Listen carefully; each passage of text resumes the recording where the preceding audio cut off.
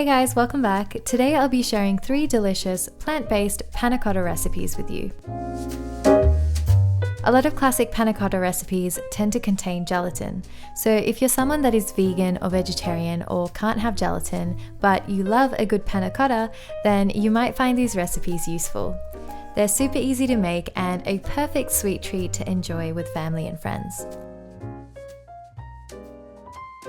First up is this vanilla chai panna cotta. This is my take on a classic vanilla chai latte, and it brings together all those aromatic chai spices.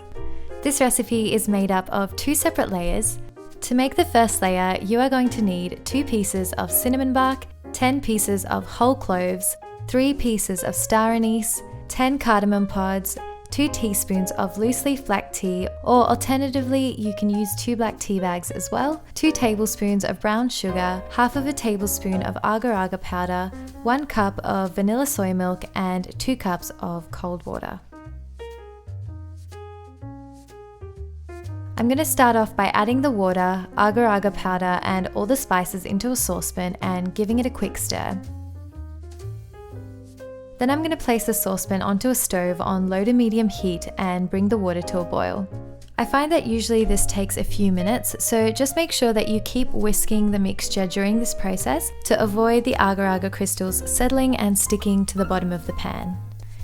Once the water's come to a boil, I'm going to add in the black tea and just let that steep for 2 to 3 minutes whilst continuing to stir.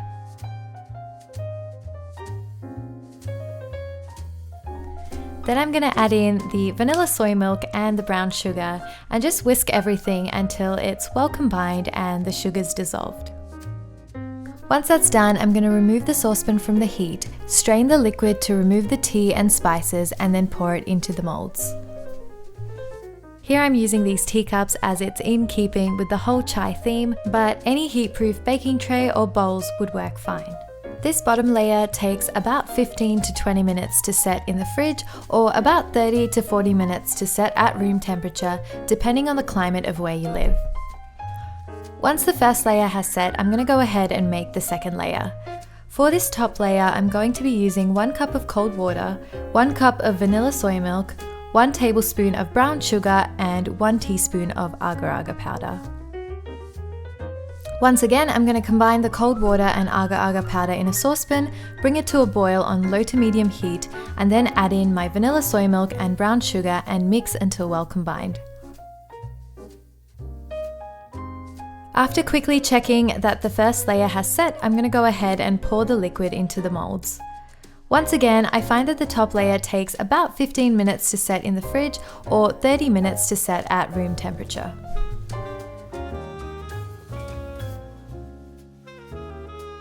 And finally, I'm going to go ahead and dust the top with cinnamon, just to give it that chai latte feel.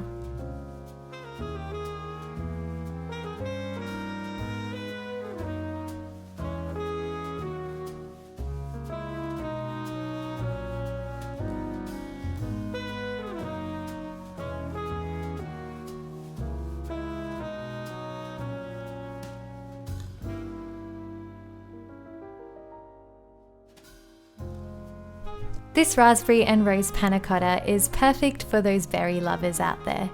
To make this recipe, I'm going to be using 1 teaspoon of rosewater essence, 1 cup of fresh raspberries, 1 tin of coconut milk, 3 cups of water, 1/3 of a cup of caster sugar, 1.5 tablespoons of agar powder.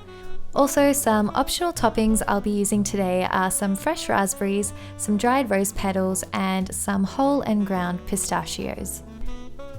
Today I decided to make this recipe in the shape of a cake, so I'm going to go ahead and line my baking tin with some baking paper. This just makes it a little easier to remove the panna cotta at the end.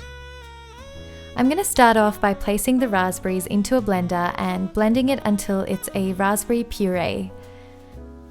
And similar to the first recipe, I'm going to combine the water and agar in a saucepan, give it a quick stir, and bring it to boil on low to medium heat. As I mentioned previously, you want to make sure you keep stirring during this process to avoid the agar settling and sticking to the bottom of the pan. Once it's come to a boil, I'm going to add in my coconut milk, and with the raspberry puree, I'm going to pour it through a sieve just to remove the raspberry seeds.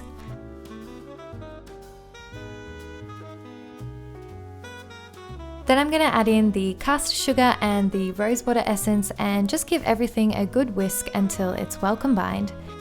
At this point, give the mixture a quick taste to see if you want to add in any extra sugar to your preferred taste. Once that's done, I'm going to remove it from the heat and pour it into my cake tin to set. Due to the creamier texture of the coconut and also because I'm pouring this all into one tin rather than smaller individual molds, this one does take a little bit longer to set. I found that this took about 2 to 3 hours to set in the fridge and about 4 to 5 hours to set at room temperature.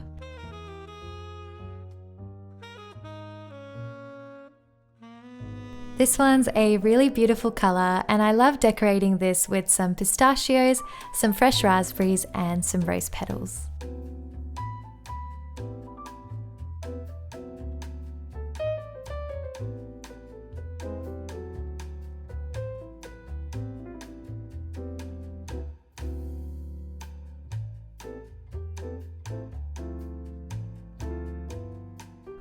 And finally, this last recipe reminds me a little bit of chocolate gingerbread.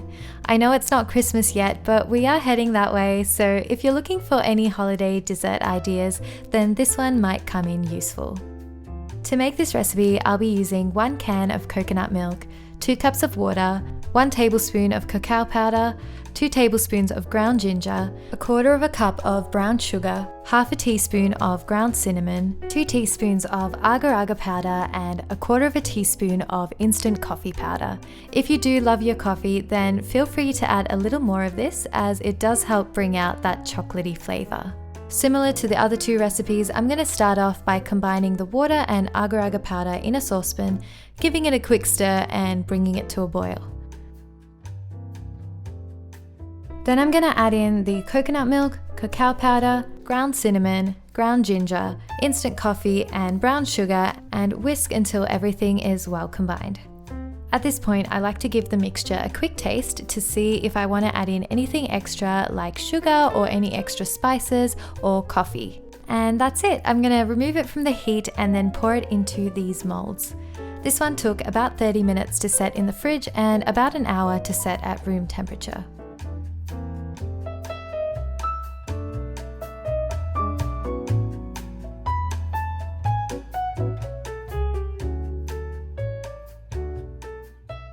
And there you have it, 3 delicious vegan panna cotta recipes for you to try out. Let me know in the comments down below if you give these a try and also if you have your own variations on these. As always, I'll leave the written recipe to these down below in the description box. Thanks for watching and I'll see you guys next time.